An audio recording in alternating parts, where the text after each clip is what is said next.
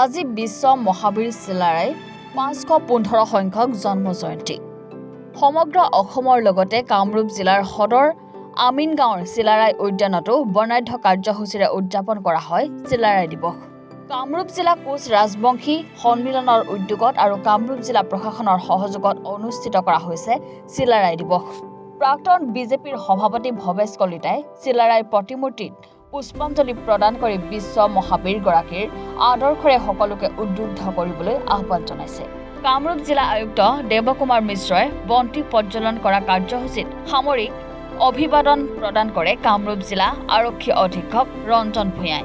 শীঘ্ৰেই আমিনগাঁৱৰ চিলাৰায় উদ্যানখন আটকধুনীয়াকৈ গঢ়ি তোলা হ'ব বুলি মন্তব্য আগবঢ়ায় জিলা আয়ুক্তগৰাকীয়ে।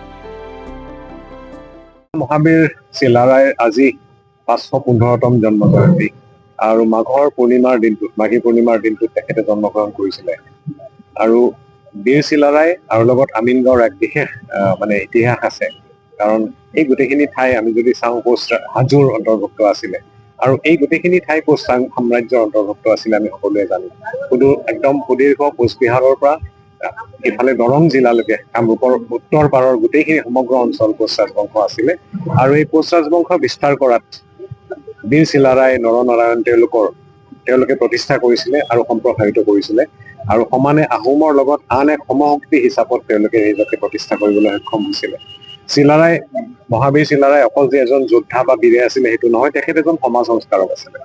তেখেতে যদি পৃষ্ঠপোষকতা নকৰিলেহেঁতেন, তেখেতে যদি মহাপুৰুষ শংকৰদেৱক মাতি লৈ উত্তৰ পাৰলৈকে বা লৈ নগলেহেঁতেন আৰু যদি তেখেতক ধৰ্ম প্ৰচাৰৰ সুবিধা নিদিলেহেঁতেন, সেইখিনি সহায় নকৰিলেহেঁতেন, তেতিয়া হয়তো আমি এই যিটো মহাপুৰুষ শংকৰদেৱৰ যিখিনি যাত্ৰা, তেখেতৰ যিটো ধৰ্ম প্ৰচাৰ, আমি হয়তো গোটেই অসমখন বিস্তাৰিত নহলহেঁতেন। গতিকে আমি যদি চাওঁ তেখেতৰ যিমানখিনি জীৱন দৰ্শন, তেখেতৰ জ্ঞান ধাৰণা আৰু তেখেতৰ সমাজ সংস্কাৰ, এই আটাইখিনিৰ বাবে তেখেত সদায় বিশ্ববন্দিত হৈ আছে। আৰু প্ৰত্যেক বছৰে এই 12 ফেব্ৰুৱাৰীৰ দিনটোত আমি বিশেষকৈ তেখেতক শ্ৰদ্ধাৰে কৰোঁ। আৰু আমিনগাঁৱত ইয়াতে আজি বহুদিন আগৰে পৰা প্ৰায় শৰৎ সিংহদেৱৰ দিনৰ পৰা পৰিকল্পনা কৰা আৰু তাহানিৰ তেতিয়াৰ তদানীন্তন অসমৰ মুখ্যমন্ত্ৰী হিতেশ্বৰ শইকীয়াদেৱৰ দিনতেই ইয়াতে প্ৰতিষ্ঠা কৰা এই পাৰ্কখনে সদায় মহাবীৰ চিলাৰায়ৰ এক ঐতিহ্য বহন কৰি আছে। আৰু প্ৰত্যেক বছৰে আমাৰ কোচ ৰাজবংশী সন্মিলনী আৰু বিভিন্ন সংগঠনে ইয়াতে উলহ মালহেৰে এই দিনটো উদযাপন কৰে।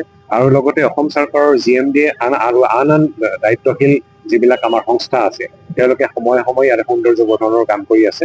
আৰু এতিয়াও আমি আশা কৰিছো যে খুব কম দিনৰ ভিতৰতে GMDA এক অভিলাষী আঁচনি ইয়াতে গ্ৰহণ কৰিছে আৰু খুব সোনকালে আটকধুনীয়াকে লগতে এক সুন্দৰ সংগ্ৰহালয়ো এই স্থানতে নিৰ্মাণ হ'ব। আৰু ইয়ে পৰ্যটকৰ সংখ্যা বঢ়াব আৰু লগতে যিসকল অধ্যয়ন বা গৱেষণা কৰে, বিশেষকৈ বুৰঞ্জীৰ গৱেষণা কৰে আৰু বিশেষকে বীৰ চিলাৰায়ৰ সম্বন্ধে যদি গৱেষণা বা অধ্যয়ন কৰিব বিচাৰে, আমি ভাবো এইখন এখন আকৰ্ষণীয় স্থান হিচাপে ৰূপান্তৰিত হ'ব। যি বীৰ চিলাৰায় দিৱস উপলক্ষে আমাৰ আমিনগাঁৱৰ চিলাৰায় উদ্যানত আমাৰ কামৰূপ জিলা প্ৰশাসনৰ তৰফৰ পৰা উদযাপন কৰা হৈছে। আৰু সেই উপলক্ষে বীৰজনক আমাৰ আৰক্ষী বিভাগৰ পৰা গাৰ্ড অফ অনাৰ দিয়া হৈছে। আৰু বিভিন্ন কাৰ্যসূচী আছে। আমি প্ৰথম কাৰ্য হিচাপে অলপ আগতে আমি গাৰ্ড অফ অনাৰটো আমাৰ আৰক্ষীৰ ফালৰ পৰা তেখেতক যাচা হৈছে। উত্তৰ গুৱাহাটীৰ পৰা খৰ্গেশ্বৰ নাথৰ ৰিপৰ্ট, এনি ভাৰত 24।